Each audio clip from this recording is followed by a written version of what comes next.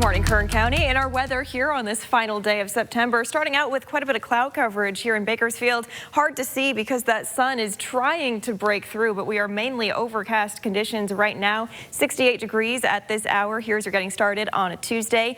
Into the afternoon, or into the later part of the morning rather, we do expect most of those clouds to begin to break apart here in the valley. We're keeping an eye on the South Mountain communities for a little bit of cloud coverage and some activity possible into the afternoon. Wanted to show you Futurecast so you can see all of the clouds we're working with here in the valley and mountain communities right now. Again, through the later part of the day, we do expect most of these clouds to clear. Get another push of some cloud coverage. Could bring a couple of light pop-up showers to the South Mountain neighborhoods near Fraser Park and Pine Mountain Club again into the afternoon, but not a ton of widespread activity is expected. Only about a 10% chance for a couple of light pop-up showers. The big focus of our forecast is really the cooling trend that will take us not only through the day today, but also through the extended forecast. So good news for the start of October. Very fall-like weather is expected, especially in our mountain communities. For today, 63 degrees in Pine Mountain Club, 66 for Fraser Park, and 68 over in Tehachapi. So it's fantastic in our mountain towns.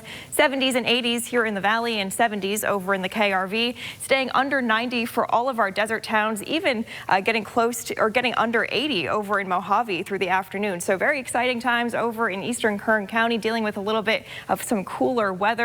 As this cooler trend takes hold, we are expecting a bit more wind in the forecast over in eastern Kern. That typically is what happens when we get that cooler air flowing into the Golden State. No wind alerts are active here for today, but gusts as high as 40 miles per hour are possible near Mojave and Jawbone Canyon, and some breezy conditions likely near the Taft and Maricopa area on the west side hills of the valley.